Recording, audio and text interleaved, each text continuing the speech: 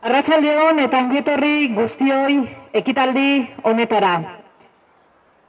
Gaur, hemen bildu gara, duela 80 urte Beasainen gertatutako sarraskia gogoratzeko eta biktimen memoria omentzeko. Errepublikaren aurka matxinatu ziren indar armatuek eragindako indarkeria hartan eta ondorengo urteetan ere, hil, errepaseatu eta zigortutako pertsona guztiak ekarri nahi ditugu gogora gaurkoan. Jarraian, Mikel Urdangarinek garai ilun eta nahasiaiei buruzko bere gogoetak eta olerkiak eskainiko dizkigu. Poemarik ez dute irakurriko, baina iaz bezala garaiko testu pasarte eta datu batzuk ekarriko ditut, orduko egoera orokorra hobeto ulertzen laguntzen dutelakoan. Gertakari hauen testungura ulertzeko ezinbestean 1956ra jo behar dugu. Giro mugitua zen.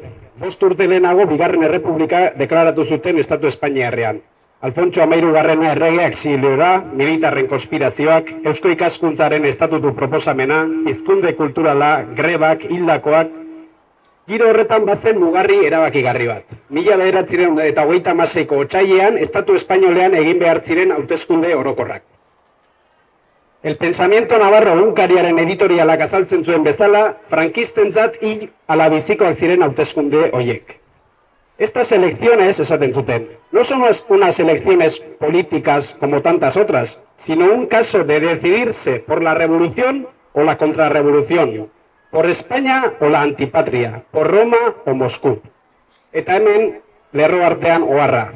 El que tenga un fusil que lo guarde, porque el voto es el arma de hoy, pero no lo será de mañana. Azkenean, baina Estatu Espainiar mailan Frente Popularra irabazi zituen hauteskunde haiek, Beasainen ere bai, eta frankistek ezin zuten hori ametitu. Epaile batek esaterako honela deskribatzen zuen orduko gobernua.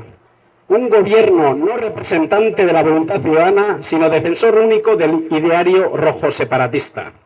Bere ustez, horren lekuko zen, aquella amalgama monstruosa formada en la más inicua y cerril de las alianzas por los llamados partidos políticos de izquierda y separatistas vasco-catalanes, los que desde el poder auxiliaban al referido gobierno para imponer tan desconcertante tiranía.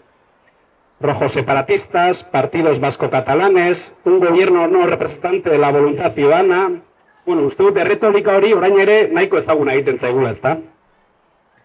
Esan bezala, orduko armada, eliza eta oligarka espainolek ezin zuten halakorik onartu, eta Franco buru estatu kulpea jo zuten. Hitler eta Mussolini erreferentzia bezala hartuta, ohore nazionala berreskuratu nahi omen zuten, horretarako mendekua hartuz.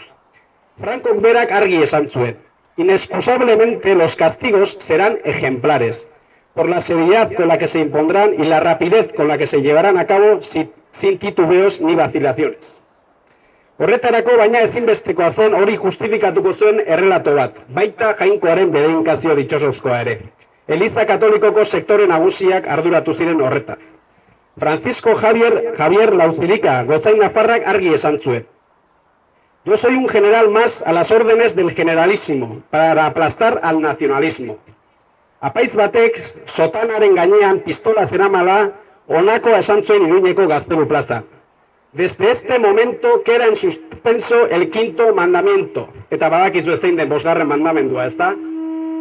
Hau da, momentu horretatik aurrera, libre zen gorri eta separatistak hiltzea.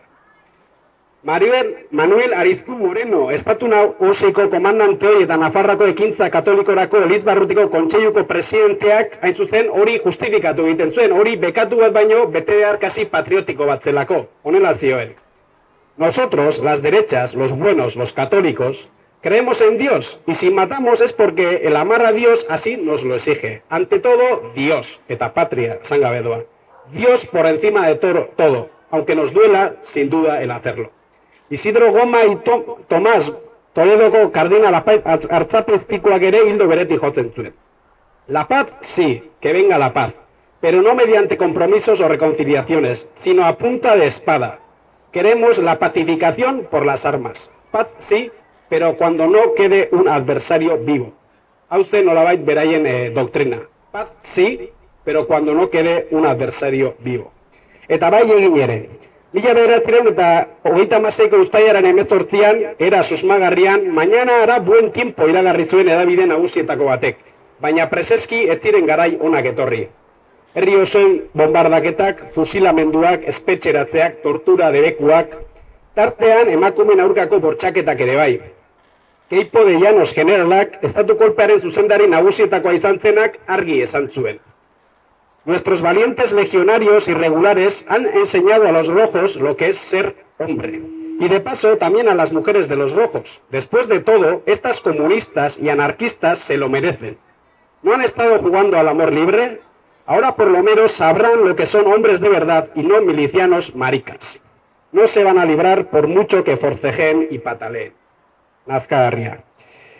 Arrazoiaren indarrik ez, baina indarraren arrazoia zuten frankistek. Hala nola, militarren, oligarken, Hitlerren eta Mussoliniren babesa zuten eta askoz arma gehiago eta potenteagoak zituzten. Horrela, traidoretzat jo zituzten herrialdeetan aurre egin bazieten ere, etzen nahikoa izan eta pixkanaka eremuak irabazi zituzten frankistek. Tartean, herrietan sartu ala, hilketa zibil kolektiboak egin zituzten, behar bezala disiplinatzeko. Gipuzkoako kasuan behasainen egin zuten lehena. Victor Bernedo alkatea heriotza zigorrera kondenatuz eta 34 behasaindarri berriro diot bizitza kenduz. Arrazoiak asaldagarriak dira. Txabolan argi susmagarriak izateagatik, herrikidea fusilatu ez ezatela erregutzeagatik, kotxea tirokatu zien falangistei aurre egiteagatik edo besterik gabe Miren Abasolo gordibil bezala inguruan zebilen 2 urteko haur bat izateagatik. Datuak berriz ikaragarriak dira. Dimentsio hartzearen. 1942 bitarte, 5.260 behasaindarretatik 51 hil zituzten. Hau da, herritarren ia 100%. Gaur egungo errealitatera etorrita, 140 behasaindarri inguru hiltzearen parekoa izango litzateke. Berriro diot, 100 behasaindarretatik ia 1. Latza izan zen, baina are latzagoa izan zitekeen. Baldin eta frankistei aurre egin izan ez balitzaie. Zentzu horretan, gogora ekarri beharran gaude estatu kolpe frankistari aurre egin zioten milaka euskal herritarrak. Euskal Herria, demokrazia, askatasuna eta justizia soziala lemopean, tradizio politiko askotariko gudariak izan ziren, bere herriaren, herrikideen eta askatasunaren defentsan bere onena eman zutenak. Frontean 50.000 inguru aritu ziren, horietako 250 emakumeak. Hasieran altzuten bezala, gero Eusko Gudarostearen bataioietan antolatuta. Gehienak bolondresak ziren eta jakin bazekiten indarrak erabat desorekatuta zeudela. Hala ere, determinazioz gorputza jartzea erabaki zuten. Askotan ahazten bada ere, azpimarratzekoa da fronte hori sostengatzeko egindako lana ere. Nagusiki emakumeek egin behar izan zutena. Instalazioak mantendu, erropak garbitu, janaria prestatu, milizianoak sendatu, dena eta denak izan ziren beharrezko. Lauatxetak era ezin eder eta gordinagoan adirazi zuen borrokalari guztien horien printzipio gidaria. Dena eman behar jako maite den askatasunari. Lauatxetak bezala, askok, bilakak, bizitza bera ere eman zuten. Tartean dira gaur gogora ekartzen ari garen beste 34 behasaindarrak. Amaitzeko mezu bat. Ia zintzen azken euskal milizianoa, belaunaldi bat joan da. Eta zer da guk egin genezakeen gutxienekoa. Gogora ekartzea.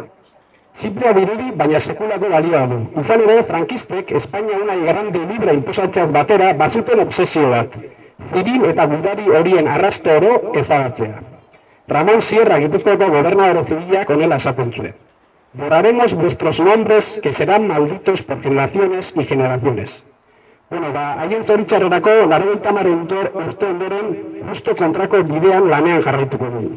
Batetik, haien izenak ezabatu dituzten izen horiek argitara eta gogora ekartzen, eta bestetik, haien figurak eta haien borroka aldarrikatzen. Belaunaldiz belaunaldi oroituan izan daitezen, eta frankistak berriz sekula inoiz pasa ez daitezen. Izan zirelako gara, garelako izango dira. Eskerrik asko. Matiasene, pare hauere, zelekuko beldurgarri. 34 pertsona hilda bihurtu zuten ilarri.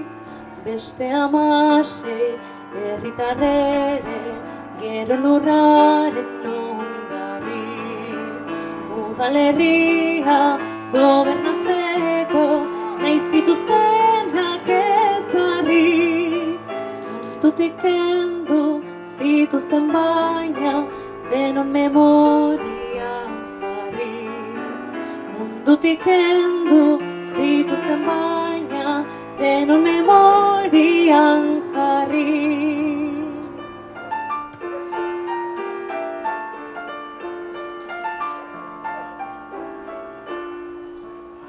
Errelatoak beti hoi dira historiaren orrazi, baina lurpetik maiz egiten da oroimen eske garrasi.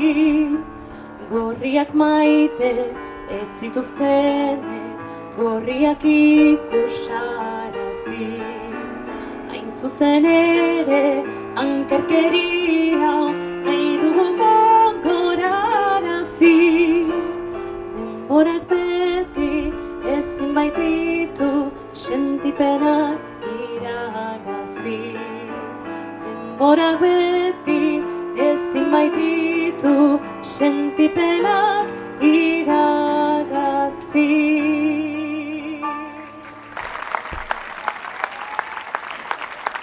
Nafarroan eta Araban boteriaz jabetu eta Nafarroan sarraski handiak egin eta lurralde horiek ia osorik mende hartuta, Iruñatik eta Lizarratik Goierri hartzera etorri ziren militarrak, erreketeak eta falangistak Pablo Kayuela teniente koronela buru zutela. Goierri 3 lekutatik sartu ziren. Lizarrostitik bera etorrita Ataundik, Eitzagaratetik edo Etxegaratetik bera etorrita Idiazabal eta Olaberritik, eta Otsaurtetik bera etorrita Zegama eta Segura aldetik. Helburuak besteren artean, kaf lehenbailen hartzea eta bidenabar herritarrak izutzea eta beldurra sartzea izan ziren. Hemen, ez zegoen gerrarako armarik eta gizaki prestaturik aie aurre egiteko. Beñaran Guardia Zibileko kapitainak, Guardia Zibil batzuek, Eibartik etorritako miliziano batzuek, eta gaizki armatutako bolondres batzuek egin zieten aurre, gogor, baina denbora laburrez. Uztailaren 27an, gutxi gora bera arratsaldeko 4etan, beren mende zuten Beasaingo herrigune nagusia. Hurrengo egunean, uztailaren 28an, herriak aukeratutako udalak kendu egin zuen Kayuelak, eta uztailaren 29an, Alberto Ruiz Moriones komandanteak beste udal bat izendatu zuen bere gogora. Eta sarreratik bertatik hasi zen sarraskia. Pako Etxeberriak 2012an bere hitzaldian esan zuen bezaila, erailtzeak, fusilatzeak, torturak, bortxaketak, oldartzeak, arpilaketak, lapurretak, ertxatzeak, eta abar, denetik gertatu zen ondorengo orduetan, egunetan, hilabetetan eta urteetan. Beasainen, uztailaren 27tik 28rako gauean bertan, adin eta pentsamonde askotako 34 pertsona hil zituzten. 1954 bira bitartean beste 16 hil zituzten, batzuek epaitu eta fusilatuta 5, eta beste batzuek 11 eraman eta non nahi hilda preso eduki eta islarien legea aplikatuta. Beste 3, beasaindarrak ez zirenak, baina beasainekin zerikusia zutenak, Beasandik kanpo erailiak izan ziren. Beste beasaindar bat, langile bataioietan preso zebilela, hango baldintzen ondorioz hiltzen, eta azkenik, jarraipen moduan, nazien konzentrazio eremu batean, hildako beasaindar bat ere badago. Gainera, badira beste 4 pertsona gerraren zeharkako eraginez hildakoak. Hoiez aparte, gerran beste 34 hil ziren errepublikari eusteko borrokan. Gudari eta miliziano moduan, edota preso hartu ondoren, hoietako asko beasaindarrak eta beste batzuek beasain defendatzen arituak, eta azkenik, beste 35 beasaindar altxatuen alde borrokatu ziltziren. 34 borrokan eta bat desagertuta. Urte haietan kartzelatuak 300tik gora beasaindar izan ziren. Eta zigorrak, heriotza zigorretik hasi eta hilabetetan inolako epaiketari gabe kartzelan egotea bitartekoak izan ziren. Edota urteetan, langile bataioietan, esklabo moduan, sosik jaso gabe, lan behartuetan aritzekoak. Kaleak ere ez ziren lasaiagoak izan, eta ilea zerora moztu eta errizino olioa emanda erakusgai erabili zituzten emakume errukarietatik hasi, bortxatuekin jarraitu, eta edozer gauzagatik isunak ordaindu behar izan zituzten eraino denetik aurki daiteke. Euskaraz hitz egitea debekatu egin zuten, eta bat eta bi baino gehiago izan ziren horregatik isunak ordaindutakoak, eta mehatxua jasotakoak, eta hoien ondorioz seme-alabei beldurrarengandik euskararik irakatsi ez zietenak ere. Beren etxeak armadun altxatuek okupatu eta ahal izan zuten lekuan bizi behar izan zutenak ere badira. Gerra ondorenak gosea izan zuen berekin, eta estraperloa eta ezkutuko jarduna, jatekoa nola eta hala eskuratzeko. Horrelakoak dira Beasainen egun haietan eta ondorengo urteetan gertatu ziren gertakarien historiak. Baina gaurkoa batez ere hildakoen eta errepresioa jasan zutenen senideen eguna da. Familia horiek gure errespetu eta miresmen osoa merezi dute. Beren senideei omen eginez eta urte luzez memoria bizirik mantentzeagatik. Hemendik gure elkartasuna eta hurbiltasuna adierazi nahi dizkiegu. Eta jarraian, omenaldi honetako unerik esanguratsuenetako bati emango diogu hasiera. Andoni Zaballos txistulariak agurra joko du eta Begoña Araitz eta Lur dantzariek agurra dantzatuko dute. Gure omenaldia eta aitortza biktima guztiei eskainiz.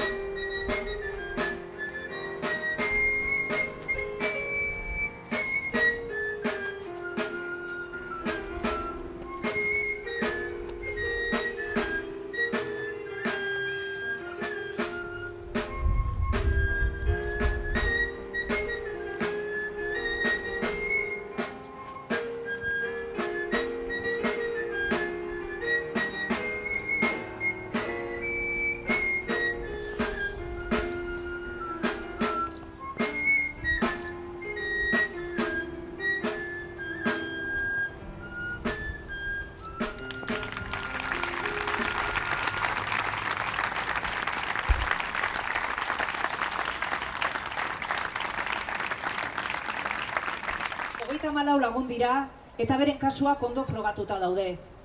Baina hauetaz gainera, badira zalantzazko beste kasu batzuek ere. Oraindik datuak osatu ez direlako zerrenda honetatik kanpo utzi behar izan direnak. Agurruza Martínez Jaime, 28 urtekoa. Álvarez García Ángel, 37 años. Álvarez Telletxea Ángel, 45 urtekoa. Aramburu Irastortza, Blas, 73 años. Arrizabalaga Aristimuño Pedro Martín, 40 urtekoa. Peñara Karim Alejo, 54 años. Vergara Lozares Marcelo, 18 urtekoa. Chocarro Martínez Francisco, 30 años. Crespo Igartza Ramón, 40 urtekoa. Felipe Sánchez Claro, 32 años. García Diez Domiciano, 16 urtekoa. García Hernández Antonio. Garmendia Mendia Juan Miguel, 37 urtekoa. González Hernández Luis, 50 años. Huergo Doce Victoria, 54 urtekoa. Ibáñez de Opacua Lartzabal, Luis, 33 años. Igartua Polo Isidro, 20 urtekoa. Itxausti Pastarrika, José Ignacio, 34 años. Intxausti Berasategi Jose Ignacio, 72 urtekoa. Izagirre Aldanondo Andrés, 32 años. Larrea Ormazabal Pedro, 46 urtekoa. Mendía Zabalo Evaristo, 58 años. Miguel Merino Teófilo, 37 urtekoa. Un militar preso. Militar presoa. Onésimo Matute Ignacio, 19 años.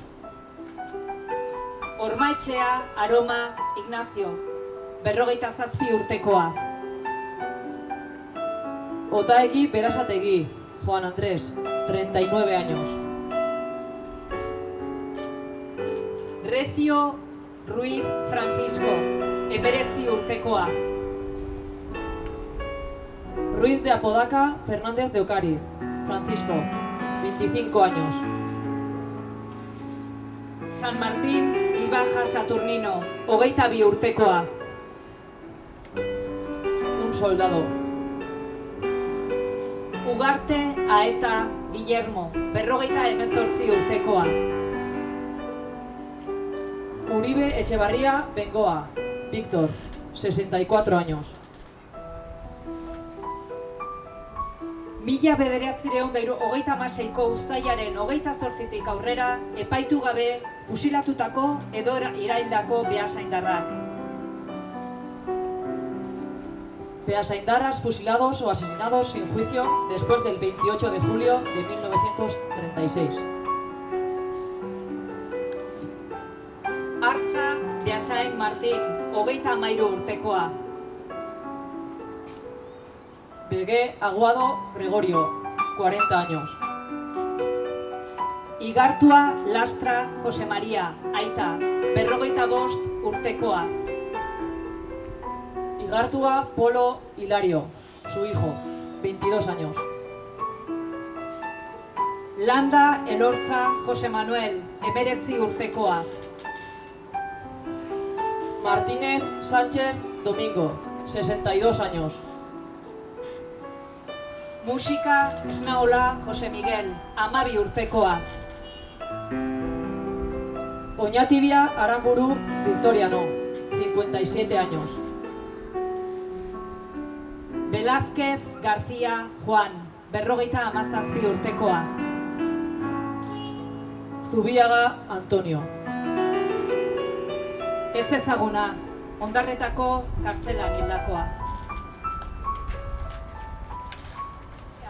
Oroimen hori zabaldu nahi izan dugu, eta beasaingoak eta beasainen bizi izan ziren beste gudari eta miliziano batzuk ere omendu nahi ditugu. Haiek ere fasismoaren aurka eta demokraziaren alde borrokatu ziren. Eta hainbat frontetan, askotan beren etxe eta senidengandik urrun eta bizia eman zuten askatasunaren eta balio demokratikoen defentsan. Jarraian, Gotzon Sanzo Urbonen testigantza bat irakurriko dugu, bere familiako zenbait kideren historia azalduz labur. Testigantza honetan, aipatutakoak beste gudari eta miliziano askoren bizipenak eta patua ere islatzen dute. Memoria historikoa, Gotzon Sanzo Urbon. 1926ko uztailean lehertu zena, izugarrizko errepresio basatia izan zen. Errepublikaren aldeko borrokalari desagertuek eta beren familiek jasan zutena hain zuzen ere.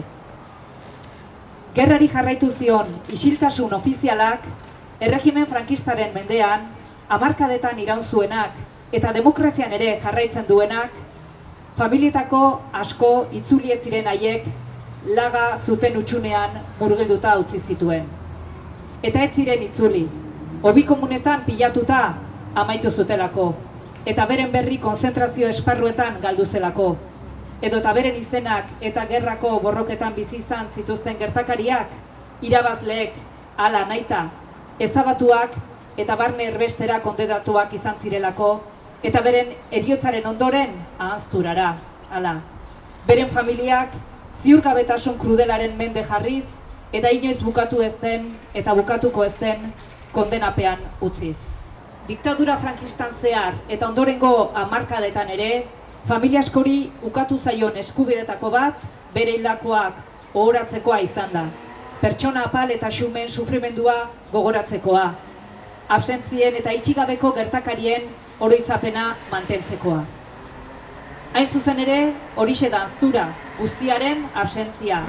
Horregatik, jada ahotsik ez dutenei ahotsa jarri behartzaie, desagertuei, eta haien bila dabiltzatenei, omena, bakea eta atsedena eskaini behartzaie. Gerraren biktima izan eta ondorengo errepresioa jasandakoen familiak bi aldiz zigortuak izan ziren.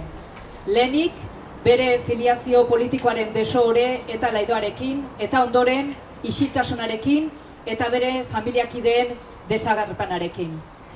1926ko gerraren memoria isiltasunez kontatzen den historia da. Hitz egin ezinaren isiltasunez. Ezarri eta jasandako beldurrak eta errepresioak eragindako isiltasunez. Gerra tabu bihurtutako gaia da. Etzen hartaz hitz egiten. Hitz egiteko beldurra zegoen. Gerra garaian eta gerra ondoren ere. Gertatutakoa kontatzeko beldurra hain zuzen ere. Biktimen izenak esan eta beren nortasuna gogoratzea, haiei bere bizia eta duintasuna itzultzen dizkien behin betiko ekintza da. Haiek izendatzea, ahazturaren aurka egitea da. Haien izenak herri memorian eta gune publikoan bizirik mantentzean, bere historia, oroimena, ohorea eta haintza itzultzen zaizkie. Estatistika huts bihurtzea ekidinez. La relación de nombres que presentamos hoy ha podido elaborarse gracias hasta el momento a la valiosa aportación de Jon Cortázar. No obstante, somos conscientes de que es muy probable que aún no esté completa. Por ello, mantenemos el compromiso de seguir investigando y ampliando esta lista. Errepublikaren alde borrokan hildakoak, beasaindarrak edota beasain defendatzen hildakoak. Ajuriagerra Bergaretxe Tomas, Durango erietxean. Arias Garmendia Jacinto, Beasain. Arrieta Letamendi Celestino, Barakaldon.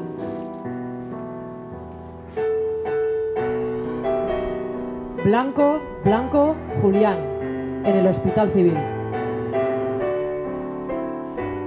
Briz Arce Fernando, Akondian. Del Valle San Miguel, Pablo, Tarragona. Díez Remiro Fabriciano, Moncloa, Madrilen. García Luis Faustino, en Albertia. Goicoechea Fernández Felipe, Akondian.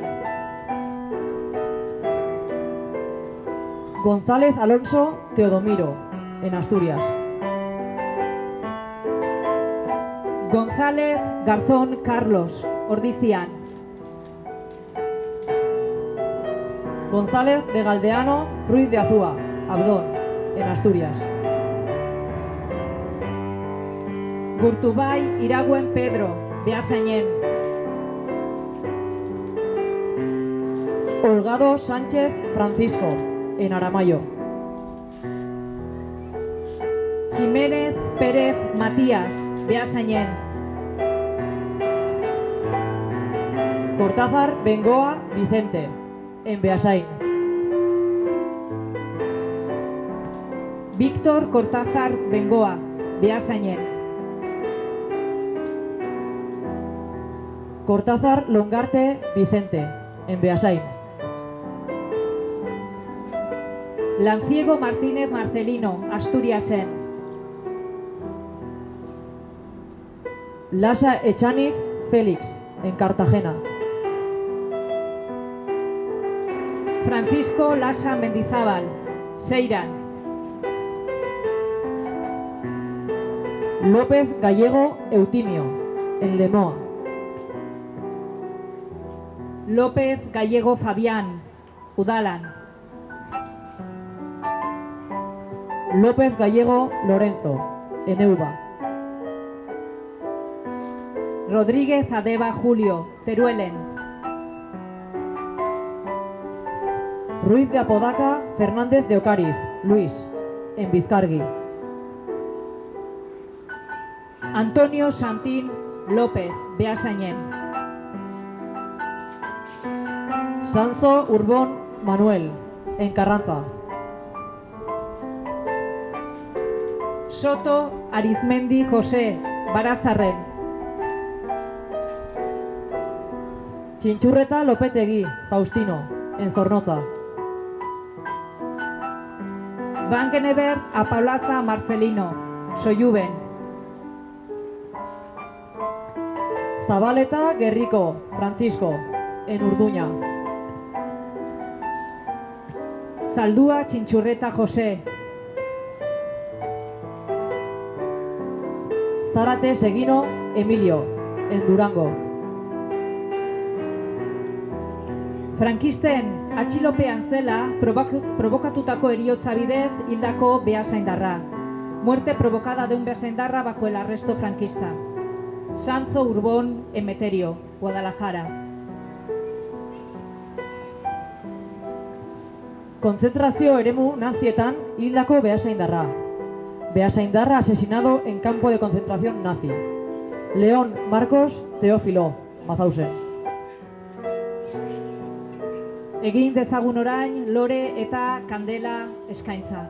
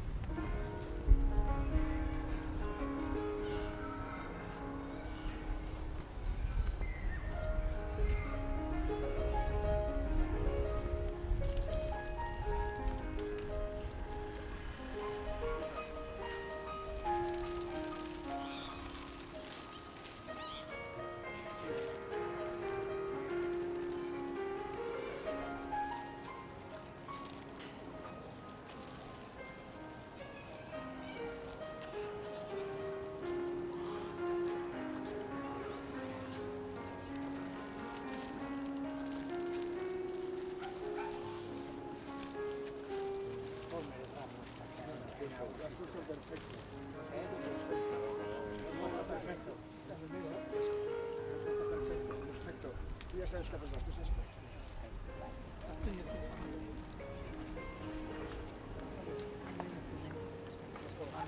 Bueno, pues te lo dejo ahí. No lo toques. Lo voy a poner ahí arriba.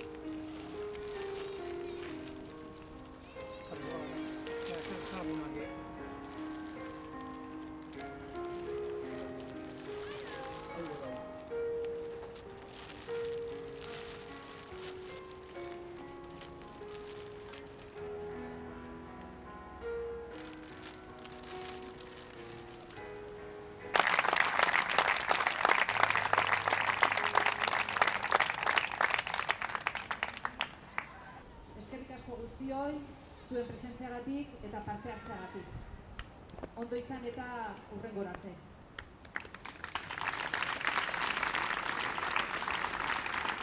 Para terminar,